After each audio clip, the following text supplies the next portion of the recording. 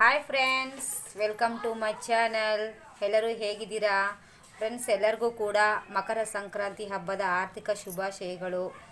ಎಲ್ಲರೂ ಹಬ್ಬ ಹೇಗೆ ಸೆಲೆಬ್ರೇಟ್ ಮಾಡ್ಕೊಡ್ತಿದ್ದೀರಾ ಫ್ರೆಂಡ್ಸ್? ನಾವಂತೂ ಸೂಪರಾಗಿ ಸೆಲೆಬ್ರೇಟ್ ಮಾಡಿದ್ದೀವಿ. ಸೊ ನಮ್ಮ ಕಡೆ ಈ ಸಂಕ್ರಾಂತಿ ಸ್ಪೆಷಲ್ ಏನಪ್ಪ ಅಂತಂದರೆ, ಸೊ ಫ್ರೆಂಡ್ಸ್, ಅವರೆಕಾಳು, ಆಮೇಲೆ ಪೊಂಗಲ್. ಮಾಮೂಲಿ ಎಲ್ಲರೂ ಪೊಂಗಲ್ ಮಾಡ್ತಾರಲ್ಲ, ಸ್ವೀಟ್ ಪೊಂಗಲು. ಕೆಲವೊಬ್ರು ಖಾರ ಪೊಂಗಲು ಮಾಡ್ತಾರೆ. ನಾ ಖಾರ ಪೊಂಗಲ್ ಮಾಡಿಲ್ಲ, ಸ್ವೀಟ್ ಪೊಂಗಲು. ಆಮೇಲೆ ಫ್ರೆಂಡ್ಸ್, ಇದು ನೋಡಿ ಪಲ್ಯ, ತರಕಾರಿ ಪಲ್ಯ ಇದು. ಅಂದರೆ ಗಜರಿ ಗಡ್ಡೆ ಅಂತ ಬರುತ್ತೆ ಫ್ರೆಂಡ್ಸ್. ಒಂದು ಕ್ಯಾರೆಟ್ ಥರನೇ ಇರುತ್ತೆ, ಗಜರಿ ಗಡ್ಡೆ ಥರ ಬರುತ್ತೆ. ಅದನ್ನು ಹಾಕ್ಬಿಟ್ಟು 5 ಥರದ ತರಕಾರಿ ಹಾಕ್ಬಿಟ್ಟು ಮಾಡ್ತೀವಿ ಫ್ರೆಂಡ್ಸ್. ಅದು ಸೂಪರಾಗಿರುತ್ತೆ. ಆಮೇಲೆ ಗೆಣಸು ಆಲ್ಮೋಸ್ಟ್ ಎಲ್ರಿಗೂ ಗೊತ್ತಿದೆ, ಅದು ಗೆಣಸು ಮಾಡ್ತಾರೆ ನಮ್ಮ ಕಡೆ. ಸೊ ಆಮೇಲೆ ಕುಂಬಳಕಾಯಿ ಫ್ರೆಂಡ್ಸ್, ಇದು ಕುಂಬಳಕಾಯಿನ ಹೊಡಿತಾರೆ ಪೂಜೆ ಮಾಡಿದ ಮೇಲೆ. ನಿನ್ನೆ ಭೋಗಿ ದಿನವೇ, ಅಂದರೆ ಹಬ್ಬದ ಮೊದಲೇ ಮಾರನೇ ದಿನವೇ ಹೊಡಿತಾರೆ ಇದು ಕುಂಬಳಕಾಯಿ. ಸೊ ಅದಾದಮೇಲೆ ಎಳ್ಳುಂಡೆ ಫ್ರೆಂಡ್ಸ್.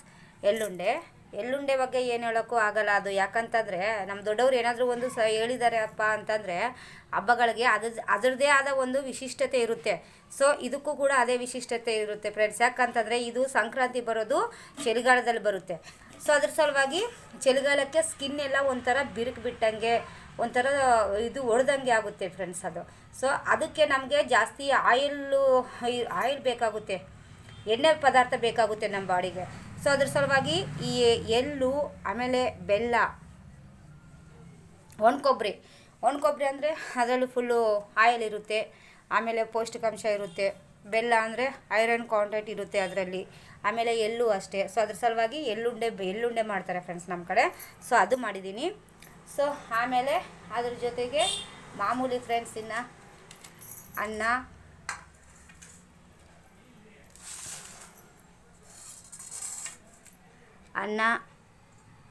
ಪಲ್ಯ, ಹಪ್ಪಳ ಫ್ರೆಂಡ್ಸ್.